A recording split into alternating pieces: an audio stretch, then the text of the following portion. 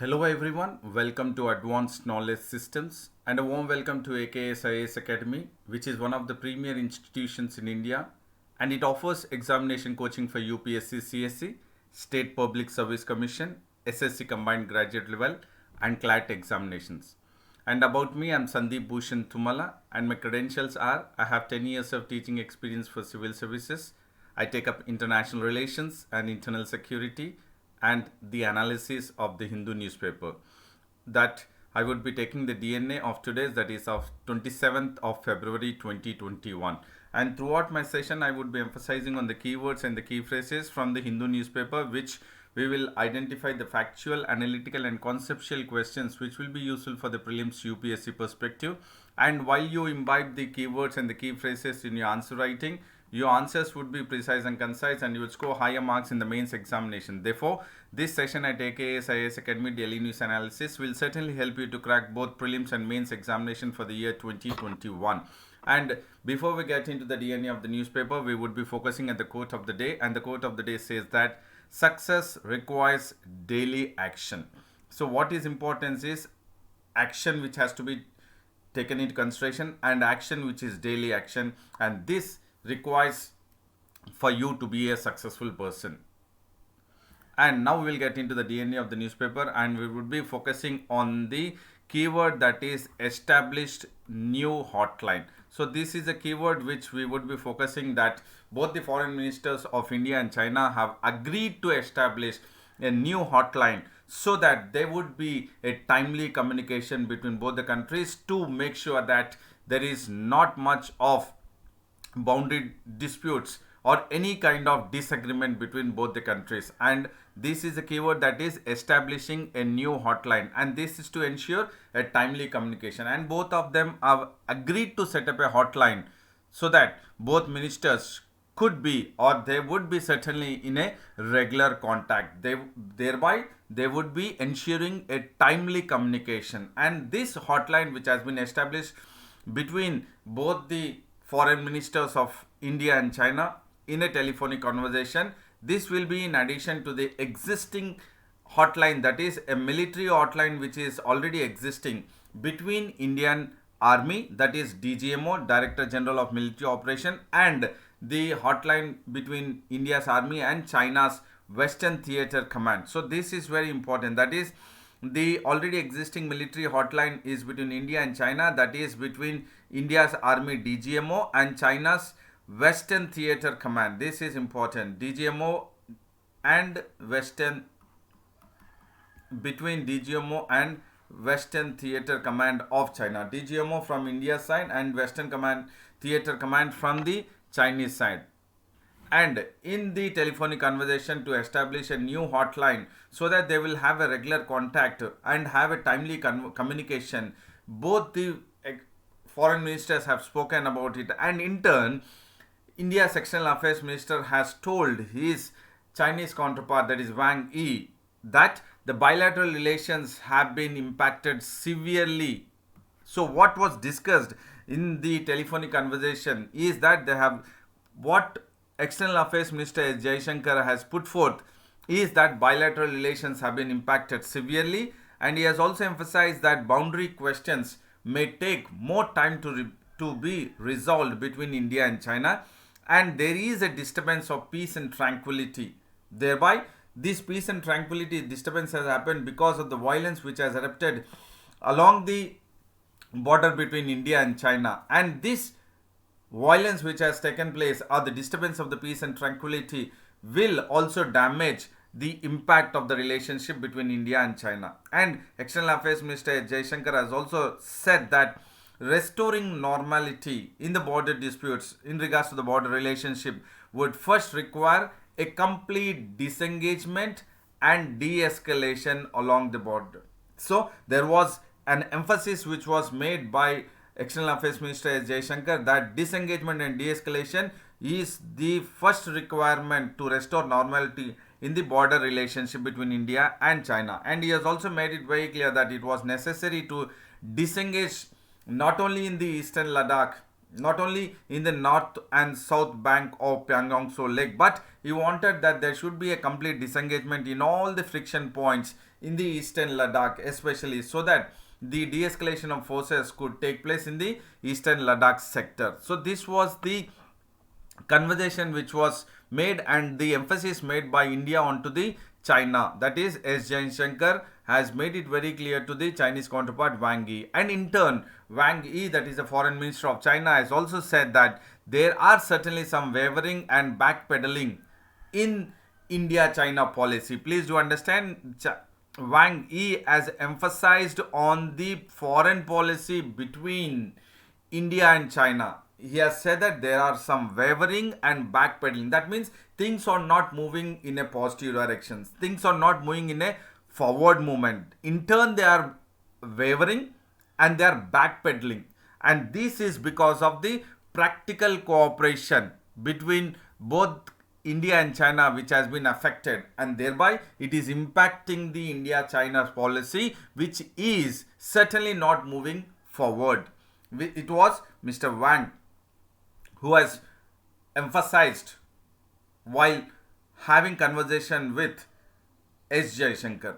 And he also said that decades of experience between India and China have shown repeatedly that there is a differences which is being created, and this is a heightening difference between India and China. And these heightening differences which have been time and again been experienced between both the countries does not help to solve the problem, that is border dispute problems. In turn, it will only erode the basis of mutual trust between India and China. And he has also emphasized that both sides should avoid any kind of wrong path of mutual misgivings or any kind of suspicion and also retrogression. So these are the three paths which both the countries should avoid so that we can resolve any kind of border disputes and we can bring back the mutual trust between India and China's policy. And he also emphasized that both sides should handle the boundary question properly so that they would prevent any kind of bilateral relations from sinking into a negative cycle. Thereby, because of these heightening differences, there is a possibility that the bilateral relations between India and China is sinking, and that should be avoided. It should be prevented. And that is the emphasis made by Mr. Wang with the conversation to the Indian counterpart, that is S. Jaishankar. So this is certainly a very important information how both the countries have agreed to establish a new hotline which would get both the countries into a regular contact and will ensure a timely communication. So the keyword is new hotline, timely communication, regular contact between, and this is an addition hotline which is already in place between the military, that is military hotline between India's army, that is DGMO, and Chinese Western Theater Command. And this is very important for conceptual and analytical understanding between what is hotline and how it is important for both the countries to make sure that disengagement and de-escalations and the differences have to be resolved so that the mutual misgiving, suspicion and retrogression has to be avoided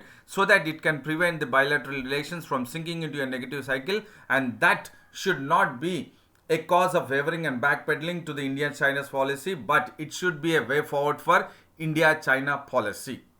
And now we'll get into the another news, which is in regards to the an decision to use or utilize the water of Kaveri Basin. And this is the issue between Karnataka and Tamil Nadu. And this is a project which has been taken up by Tamil Nadu, and the concerns are being raised by Karnataka. And Karnataka is now ready to move to the Supreme Court against the Tamil Nadu project of linking the rivers in the Kaveri Basin. Please do understand, linking the rivers in the Kaveri Basin. And Karnataka Home Law and Parliamentary Affairs Minister has said that Karnataka would approach the Supreme Court for legal recourse because Tamil Nadu has taken a decision to utilize surplus water in the Kaveri Basin. And what Karnataka makes, or it is emphasizing is that the usage or utilizing the surplus water in the Kaveri basin by Tamil Nadu is illegal, and thereby Karnataka would wish to approach the Supreme Court for a legal recourse. This is very important for both preliminary and mains examination, because interstate linking of rivers and the dispute or interstate water disputes. So this is very crucial, and the Karnataka Home Law and Parliamentary Affairs Minister on Karnataka, or on the basis, it would approach, or Karnataka would approach the Supreme Court under the provisions of the Interstate Water Dispute Act, and it says that it is illegal and there cannot be, or the kind of utilizing of surplus water by Tamil Nadu in the Kaveri basin is illegal, and it cannot happen without any proper allocation, and thereby it is now approaching, that means Karnataka is approaching the Supreme Court against the Tamil Nadu decision to utilize the surplus water in the Kaveri basin, and it is approaching, or it would wish to approach under the Interstate Water Dispute Act. So this is very important for prelims as well as mains examination.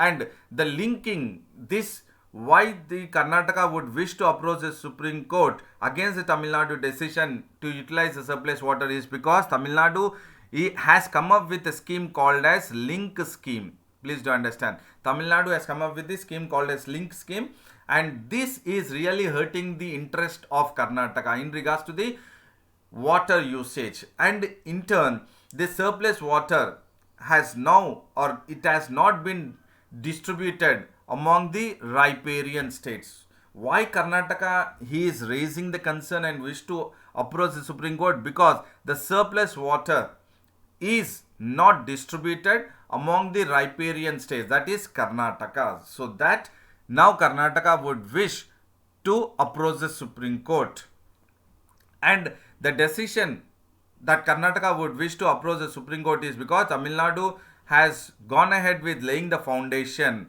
of the linking scheme. So what is the linking scheme which the Tamil Nadu has gone ahead with laying the foundation? That is called as Kaveri, Vellaru, Vaigai and Gundar link scheme. That means all the rivers would be linked, and they would be utilizing the surplus water of Kaveri. But the Karnataka state is worried about the usage of the surplus water by Tamil Nadu by laying the foundation stone to the link scheme that is called as Kaveri, Vellaru, Vaigai, Gundar link scheme, because it says, or Karnataka is worried about that the surplus water is not being distributed among the riparian state, that is equally into the Karnataka, and this link scheme proposes to utilize the surplus water in the Kaveri basin, and in turn it would wish to transfer it to the southern region of Tamil Nadu. Please do understand, it would wish to transfer the surplus water of the Kaveri basin by Kaveri, Vellaru, Vaigai or Gundar rivers linking, which it has inaugurated on February 21st, 2020, and would further transfer the surplus water to the southern region of Tamil Nadu. And if you look at, this is one of the link scheme which we are taking up today as per the newspaper. But there are other linking of rivers in Tamil Nadu, that is Penayar Palar link, and then you have another one, the same Penayar Palar link, and you have the third one, that is Kaveri, Vaigai, Gundar link, and then Kaveri Sarabanga link. So there are 4 linking schemes which the Tamil Nadu government has taken into consideration, or it has taken up. But now the Karnataka is worried about the usage of Tamil Nadu using the surplus water of Kaveri by a link scheme, that is Kaveri, Vellaru, Vaigai and Gundar link schemes. So this is very crucial information in regards to the linking of rivers in Tamil Nadu, that is of the Kaveri basin, which the Karnataka is not happy, and it is hurting the Karnataka's interest that the water is not distributed to the riparian state of Karnataka by Kaveri, Velaru, Vaigar and Gundar link scheme. And you can see here Kaveri, Vaigai and also other rivers Sarabanga, Penayar, Palar, Kaveri basin or Kaveri river. So this is very crucial for geography map based and also in regards to the linking of rivers, because in the future there would be a warlike situation between the states in India only because of water. That is, water wars are certainly to be on the forefront, and that has to be handled by the Interstate Water Disputes Act, and thereby Karnataka now would wish to approach the Supreme Court. And if you look at the Kaveri, Velaru, Vaigai, Gundar link scheme, so you have the Kaveri here and then you have the Velar, Vaigai and then Gundar. So these are the rivers which are linked by the link scheme, and thereby the excess surplus water would be further provided to the southern region of Tamil Nadu, because if you look at this area, there you do not find any kind of rivers or river system further down to Gundar. So thereby by linking the Kaveri, Velaru, Vaigar, Gundar rivers, the surplus water in turn can be distributed to this area wherein you do not find any rivers flowing in the south of Tamil Nadu. So this is the reason why Tamil Nadu is going ahead with the link scheme projects. But there is a worry or a concern, and it is hurting the interest of Karnataka.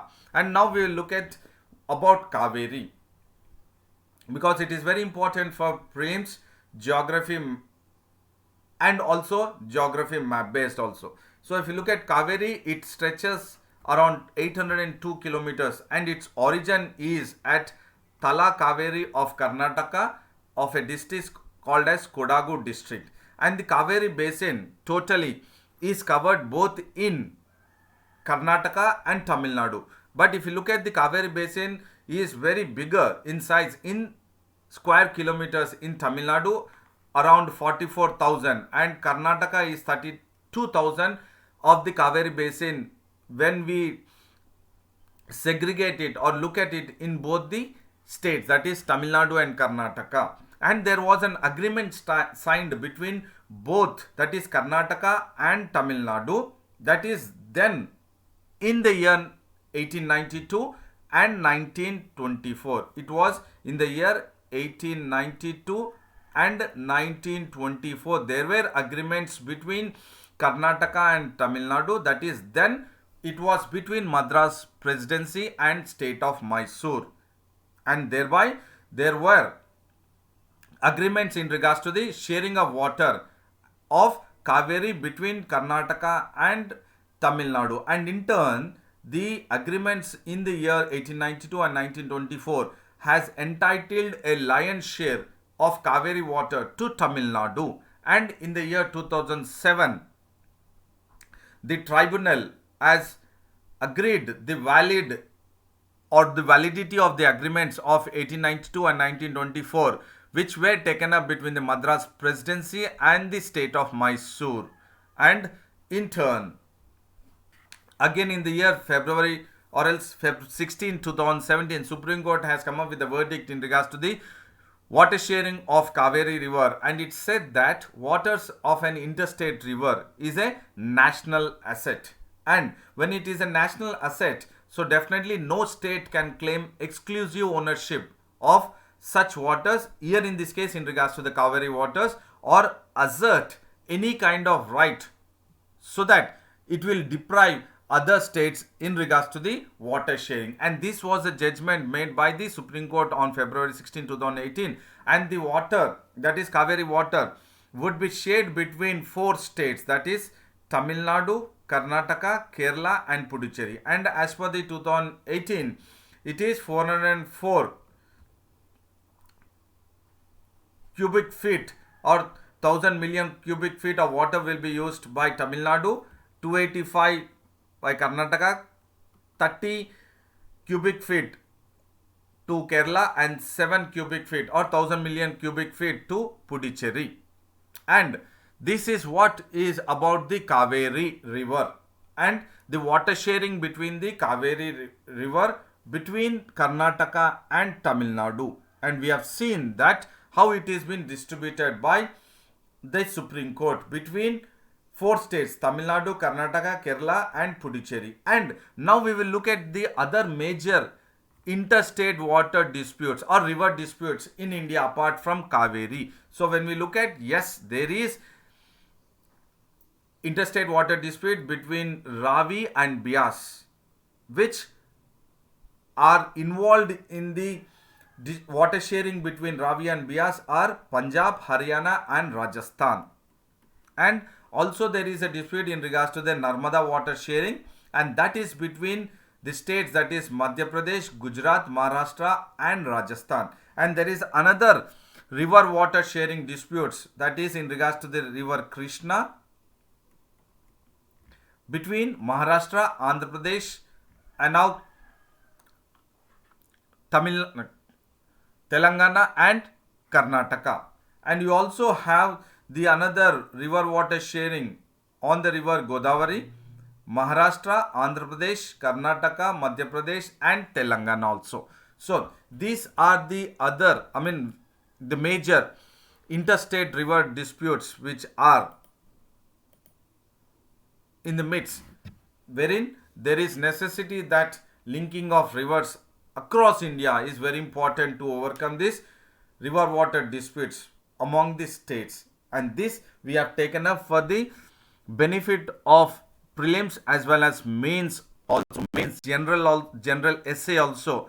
There is a possibility that the question is in regards to the necessity or the need of the hour for the linking of rivers in India. And for this, first we need to overcome the interstate river disputes which are already existing, that is Ravi and Beas, Narmada, Godavari and also Krishna, and then now the Kaveri one which we have discussed. So once this is done, then there is a necessity that linking of the rivers, so that any area which is of excess flooding can be diverted to the different part of the country which is almost you do not have, or it is of drought. So this equal usage of water wherever there is excess and wherever different parts of the country wherein there is scanty of rainfall. So thereby for general essay, geography map based and interstate river disputes also this is very useful information. And now we'll look at another information which the Election Commission of India has come up, saying that as of now there is no system of postal ballots for NRIs. But if you look at, there was a possibility that the Election Commission of India was referring to the postal ballots for the NRIs. But as soon as the Election Commission of India yesterday have gone ahead with coming up with a notification for the assembly elections for Assam, Tamil Nadu, Puducherry, Kerala and West Bengal, the Chief Election Commissioner Sunil Arora has made it very clear that the postal ballots which the NRIs are actually wanting to make sure that they avail the opportunity, they have to wait for a longer period of time, is the statement made by the Chief Election Commissioner Sunil Arora. And he said that the facility would not be extended to the upcoming elections, that is Assam, Tamil Nadu, Puducherry, Kerala and West Bengal. And in turn, along with the Chief Election Commissioner, even the Ministry of External Affairs has also opined that as of now there is, or the NRIs should still wait for certain period of time for the postal ballots for the assembly and also the parliamentary elections in India, because he opines that there should be a wider meeting of all the stakeholders and that will be organized. That is, the meeting of various stakeholders would be organized during the 5 state assembly elections, that is Assam, Tamil Nadu, Puducherry, Kerala and West Bengal. So here, in regards to the postal ballots for the NRIs, it is the Election Commission of India and also the Ministry of External Affairs. I have also opined that there has to be a wider meeting of the stakeholders, so that only then the NRIs can get the opportunity of casting their votes through the postal ballots.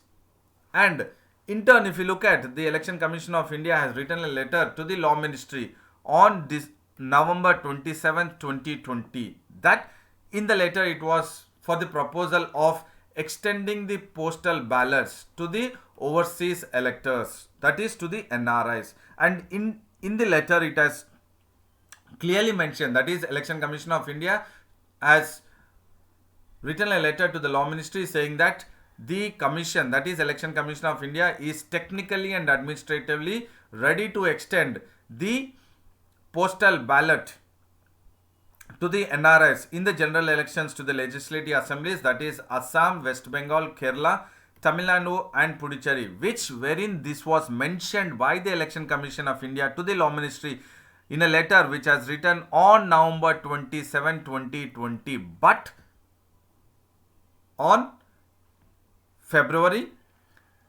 25th, the Chief Election Commission of India has said that the NRIs should wait for a longer period of time to avail to vote in the general assemblies by postal ballots. So there is definitely, the Election Commission of India feels that there is a necessity that the letter which it has written to the Law Ministry has to definitely look into it, because the Ministry of External Affairs is clearly indicating that there has to be or there is a necessity for a wider meeting of the stakeholders, and that would be during the 5 elections period. And another news is in regards to the India-Pakistan has gone ahead with agreeing or observing the 2003 ceasefire agreement along the line of control, LOC.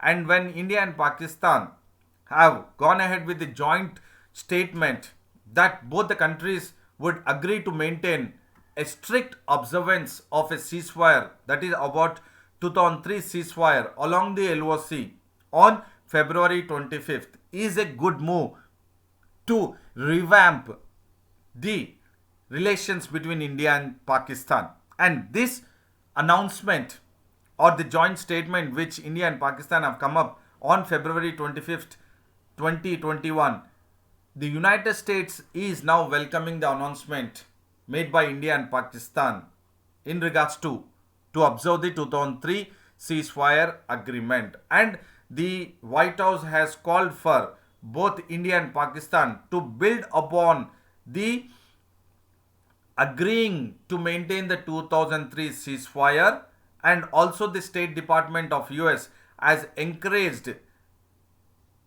the joint statement as a reduction in tensions and violence along the LOC. That means this very clearly states that when United States is welcoming the maintaining strict observance of the 2003 ceasefire, which India and Pakistan are together taken up the decision to observe strictly on February 25th, is being welcomed by United States now, that is by the Joe Biden administration. That means it is very clear that the US under Donald Trump, that is Donald Trump administration, was also very eager to have or to mediate between India and Pakistan in regards to reducing the tension and violence along the LOC or resolving the issue of Jammu and Kashmir, then under the Trump administration. And now under the Joe Biden administration, they have welcomed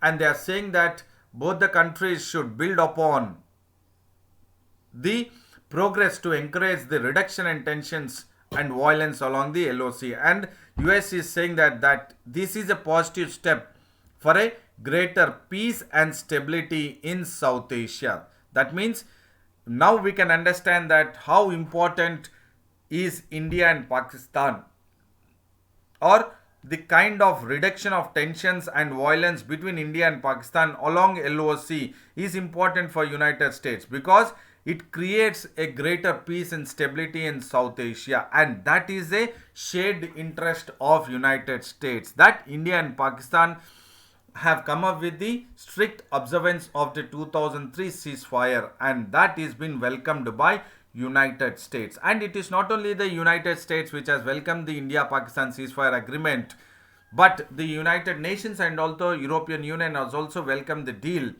And the spokesperson for the United Nations, that is to the United Nations Secretary General Antonio Guterres, has also encouraged the joint statement between India and Pakistan militaries, and it said that it is that both the countries should engage through an established mechanism. This is a key word which we need to focus, which was emphasized by the spokesperson of the United Nations Secretary General, that both the countries should engage through established mechanism.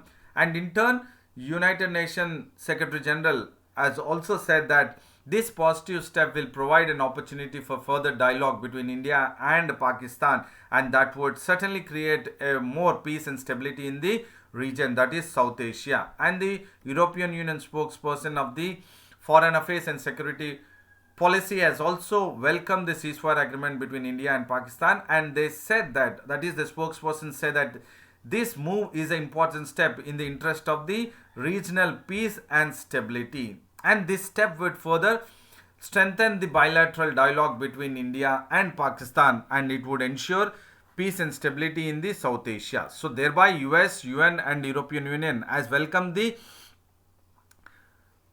the joint statement made by India and Pakistan in regards to the observance of the 2003 ceasefire along the LOC. So this is again very important in regards to the India-Pakistan, and also how India-Pakistan observing the strict observance of the 2003 ceasefire along the LOC would create, or it is a positive step towards greater peace and stability in South Asia. And there is another news which will focus that public sector undertaking, banks and insurers are very important. And this was the statement made by Prime Minister of India Narendra Modi while he was addressing a webinar on effective implementation of budget provisions, which is regarding the financial services. So a webinar on effective implementation of budget provisions regarding financial services, this is the key phrase. And while he was addressing the webinar, he said that the government of India is promoting the private enterprises wherever possible. That means he is emphasizing that promotion of private enterprises is necessary, and it is necessary wherever it is possible. But he also makes it very clear India still needs an effective presence of public sector banks and the insurers. So definitely insurers and public sector banks effective presence is the need of the hour, while government of India is promoting private enterprises wherever it is possible. That means it is very clear by the statement of Narendra Modi, that is the Prime Minister of India, that both private enterprises and public sector banks and insurance all have the great importance, and they should work together in tandem. And he is also emphasizing on strengthening the public sector. And to strengthen the public sector, what is very important he emphasizes is that capital or equity capital infusion is necessary, or is being emphasized by the Prime Minister of India for strengthening the public sector banks. Equity capital infusion is the keyword which is necessary, is been emphasized by Prime Minister of India.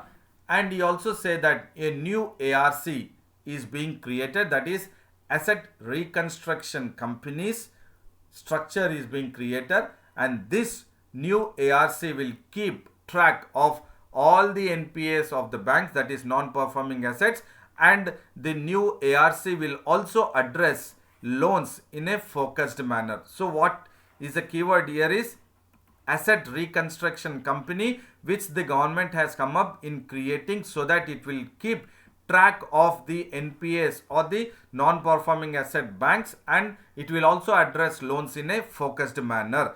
And the government would also continue with banking reforms. This is a keyword which the Prime Minister Narendra Modi is emphatically emphasizing on banking reforms, and these banking reforms would continue to strengthen the financial system. That is what he was addressing on the effective implementation of budget provision regarding the financial services. Effective implementation of budget provision in regards to financial services, and the banking reforms are crucial and it would continue to strengthen the financial system. And Mr. Modi has also said that the top priority of the government of India is to ensure that both the depositors and investors should experience both trust and transparency. And the government has taken steps to free the country from non-transparent credit culture. This is the key phrase which you need to focus, which it could be a possible question, that how India is, or the government of India is working or taking steps to free the country from non-transparent credit culture. And there is a new policy of disinvestment of public sector enterprises, and this new policy of disinvestments of public sector enterprises also covers the financial sector and the private enterprises which are being promoted wherever possible, along with the taking care of public sector banks and also the insurers. And now we will look at the another news which talks about GDP grows at 0.4 percentage and India is out of recession, technical recession. So definitely these are the keywords. And then as per the data of the National Statistical Office, it says that India's economy has resurfaced in the third quarter of the financial year 2020 and 2021 of 0.4 percentage rise in the GDP. So if you look at the third quarter, it is 0.4 percentage, which is in a positive trend. And the first two quarters of the financial year 2021 was, in the first quarter, the GDP of India was minus, contracting. It has shrunk to minus 24.4 percentage, and in the second quarter it was minus 7.3 percentage. Now it is 0.4 percentage rise plus in third quarter in regards to the GDP of the India's economy. And this has taken up in regards to overcoming the COVID-19 pandemic, lockdowns, and this has marked the technical recession, and India is now out of the recession with 0.4 percentage rise in the third quarter of the financial year 2020-2021 in the gross domestic product of India. And in turn, the finance minister has termed that the 0.4 percentage real GDP growth in quarter 3 is a return to the pre-pandemic times of positive growth rates of India. And she also made it very clear that 0.4 percentage GDP growth is a reflection of a further strengthening of V-shaped recovery. V-shaped. You have various V-shaped, W-shaped, and also you have L-shaped and then U-shaped recoveries, which are definitely, now the finance minister says that 0.4 percentage of the GDP, which India is now out of the technical recession, is a reflection of a further strengthening of a V-shaped recovery which began in the quarter 2. So one W-shaped, V-shaped, L-shaped, and then you have the U-shaped recovery. And finance minister has made it very clear that the recovery or the 0.4 percentage of the rise or real GDP is in regards to the farm sector, which has been resilient, and it has added 3.9 percentage of the gross value added in the third quarter, with comparing with the 3.3 percentage in the second quarter and 3 percentage of rise in first quarter respectively. And the NSO expects that agriculture would grow with 3 percentage, and the electricity, gas, water and other utilities will grow with a positive growth of 1.8 percentage. And if you look at the overall gross value added, which will contract 6.5 percentage in the fiscal year, that is 2020 and 2021, has led to a 18 percentage dip in trade, hotels and other services, and 10.3 percentage decline in construction,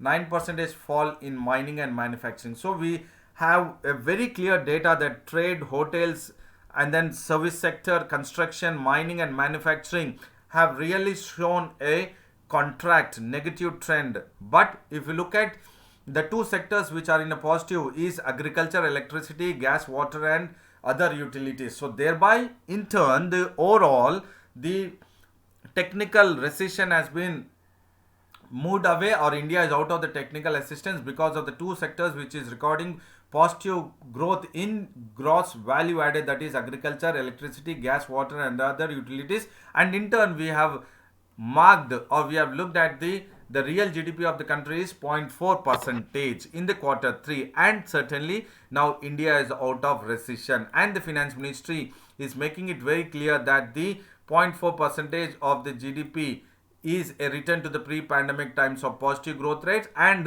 the 0.4 percentage of the real GDP of India is a reflection of a further strengthening of the V-shaped recovery which began in the quarter 2. So this is a very important information in regards to the economy perspective, how we can link with the quarter 1, quarter 2 and quarter 3, which we have seen in the quarter 1 it was minus 24.4 percentage, and in the second quarter 7.3 minus, and in the third quarter it has rise 2.4 percentage. So this is the way how you need to analyze the growth prospects and how India is out of the recession because of the two sectors, that is agriculture, electricity, gas, water and other utilities, which are showing a record of positive growth.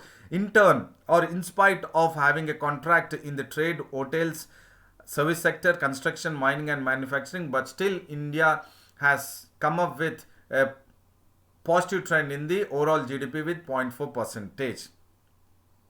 And now we look at the question for the day, that is for the mains examination, and this can be taken in regards to the international relations of the mains general studies paper 2, that India and Pakistan agreeing to observe the 2003 ceasefire agreement along the LOC on February 25th, 2021 is a positive step towards peace and stability in South Asia. Explain.